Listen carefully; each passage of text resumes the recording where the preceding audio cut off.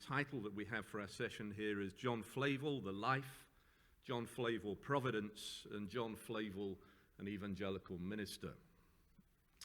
So if you want to know why I call him Flavel and not anything else, you can ask me later and I'll be happy to explain that. I know that's often a much debated matter. So firstly then, John Flavel, the Life, and it's going to be a whistle-stop tour of necessity of his life. Flavel was a mid to late 1600s Puritan. So he was born around about 1630. He was the son of a minister who himself was later arrested for attending illegal worship services in London, put in jail, and died in jail of the plague. Flavel was a man who was personally acquainted with grief. He lost 3 wives. His 4th wife outlived him. He lost children in childbirth, and he lost children in later life too. And in his writings, we find that his life experiences come through very strongly. So books such as Preparations for Suffering and Facing Grief. He was a well-educated man. Flavel spent 2 years at Oxford University, followed by then a lifelong passion for the furtherance of knowledge. He was a lifelong learner. He was very well read. And you can see that if you read his writings because he frequently quotes other authors. It's estimated that he quotes something like 550 other authors in his writings. He was widely read. He was well educated. He had a good knowledge of a number of languages. And he was personally dedicated to and involved in the training of young men for the ministry. Now, Flavel lived through tumultuous times in English secular and religious church politics. In his teenage years, he lived through the English Civil War. He was 13 years old when the Westminster Assembly was set up, and I'm sure many of you will know about the Westminster Assembly. He was 19 years old and in university at Oxford when King Charles I was executed. He saw the establishment and then the disestablishment of Presbyterial church government in England, and then he was 30 years old and ministering in the southern port town of Dartmouth in England when the monarchy was restored and Charles II came to the throne. It would seem he was converted during his time at Oxford, and he was called to the ministry at the young age of 20.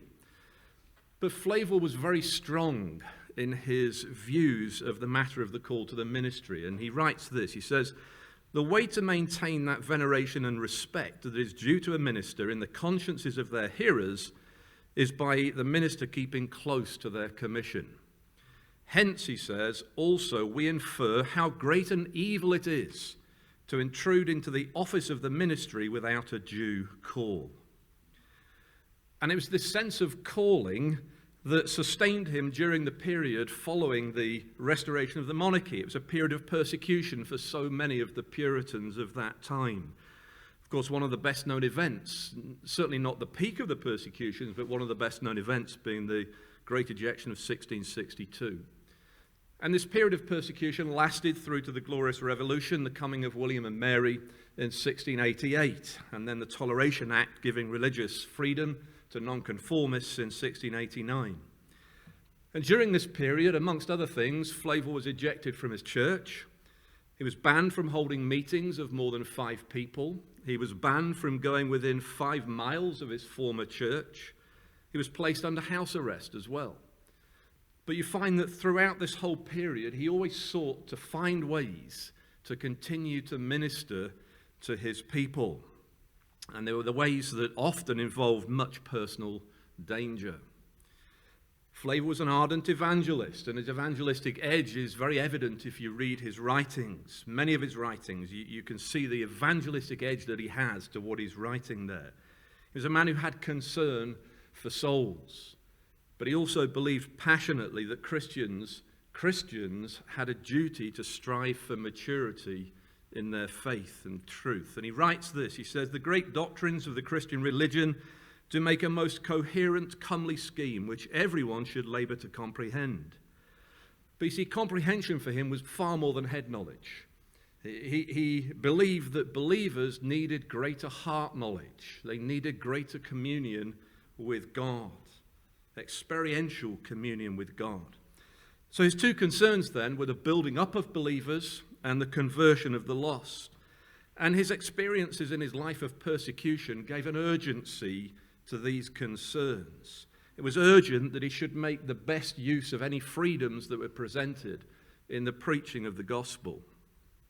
Flavel died in 1691. He was at a meeting to promote unity between Presbyterians and Independents in the southwest of England, and he had what was probably a stroke. And as he was helped up to his bedroom for the last time, he declared that, "I know it will be well with me." So John Flavel, then, the life. But secondly, Flavel and Providence. And in a strange way, we can be grateful for the persecutions of that period of time, because what happened was Flavel was removed from the parish duties that he'd formerly had. And it meant that he had time to write.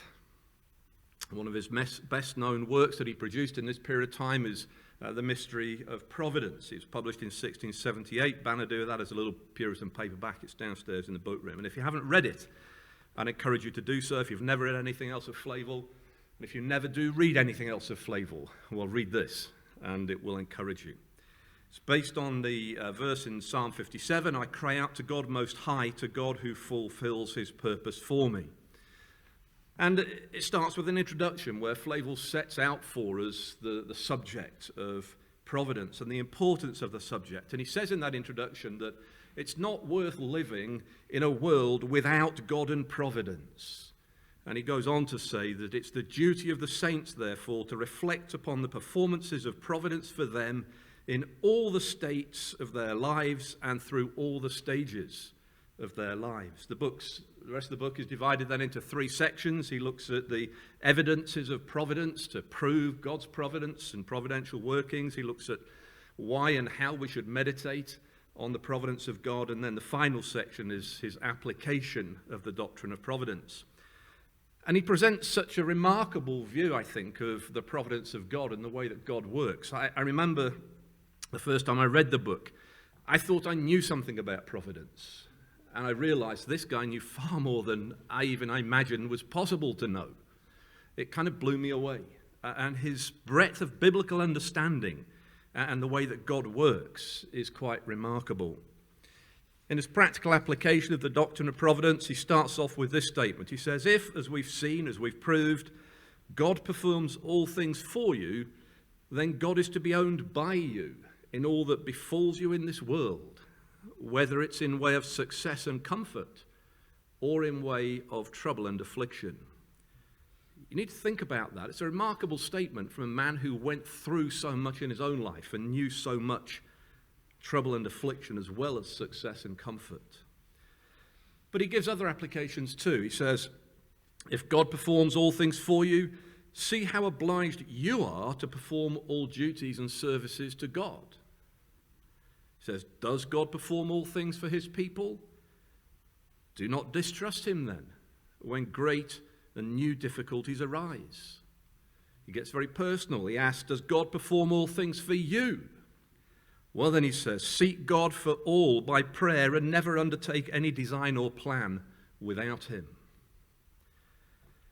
But Flavel was a pastor too, and he recognized that there are difficulties that people can have with God's providence. And so you have a chapter in the book where he looks at these problems and the difficulties.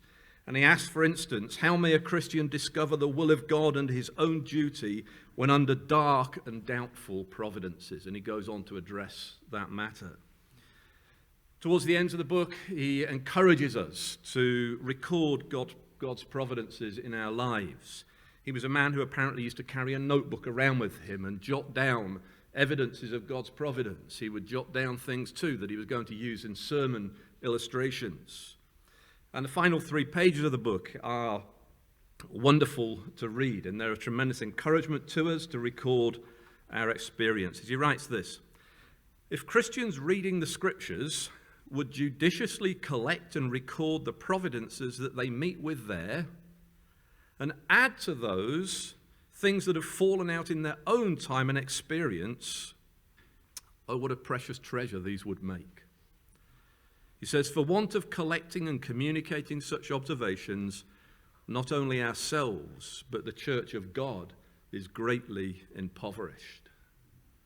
The providence of God, says Flavel, study it, meditate on it, record it in your own lives. But then finally, John Flavel, evangelical minister. In volume 6 of the works of Flavel, there's a 21-page sermon recorded there for us. It's entitled, "The Character of a Complete Evangelical Pastor Drawn by Christ." And it's based on the words of Christ in Matthew 24, where Christ says, "Who then is the faithful and wise servant whom his master has set over his household to give them their food at the proper time?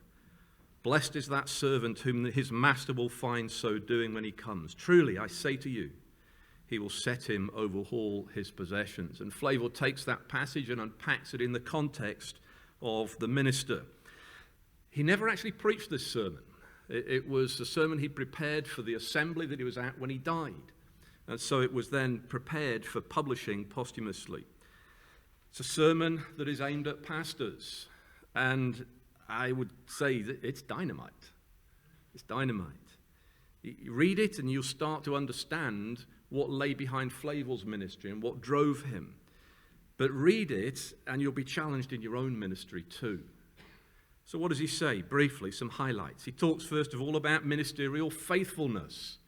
And he says ministers need to be pure and they have to have spiritual aims and intentions for God. Ministerial faithfulness. He says, let us say not our interest, but Christ's. Let us say not our glory, but his. But ministerial faithfulness, he says, includes ministerial diligence. A slothful or lazy man, he says, cannot be a faithful minister. The labors of the ministry, he says, will exhaust the very marrow of your bones. And listen to this. Hasten old age and death. He's serious about ministerial diligence.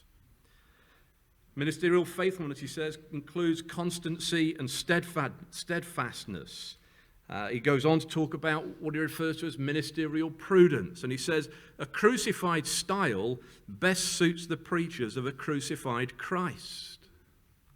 Again, think about that and think of sometimes what you see, perhaps on the TV, of preachers who are supposedly preaching a crucified Christ. Do they preach in a crucified style? Prudence, he says, will cast away 1,000 fine words for one word that is apt to penetrate the conscience and reach the heart. Prudence will choose words that are solid rather than florid. You see, here and elsewhere in his writings, Flavel shows his concern for knowing who he's preaching to and making sure the message is appropriate. But there's more too on ministerial prudence. He says this, he says, if ever we expect the truth we preach should operate upon the hearts of others, we first must labor to work them in upon our own hearts. Ministerial prudence, he says, will send you often to your knees to seek a blessing from God upon your studies and labors, as knowing all your ministerial success entirely depends thereupon. Those are the best sermons, he says, that are obtained by prayer. Well, he goes on in the sermon to deal with defending the truth against error, reproving offenders, and dealing with distressed consciences. It's a challenging, helpful, it's almost a pastoral handbook just in 21 pages there. So John Flavel then, the evangelical minister. The necessity of evangelism, the need to build up believers in their faith, these were the strong convictions that drove Flavel throughout the most difficult times to maintain his ministry, and they drove him too in the better times to give an urgency to his preaching. The recognition, you see, that time was short, the experience indeed that persecution might indeed just be round the corner, and that had been the experience of his life. There was soul work to be done. It was urgent. And I think these are convictions that in our own times we too need to own. We live in different times, don't we? And it's easy to become complacent. But the truth is, none of us knows the future. We need an urgency in our Christian lives. There's soul work to be done, and we must use the freedoms that we have as best we can while we still have them. That freedom might be political freedom. It might be legal freedom. But it might be personal freedom too. You don't know your health next week. John Flavel then, life John Flavel, Providence. John Flavel, an evangelical minister. John Flavel, a preacher.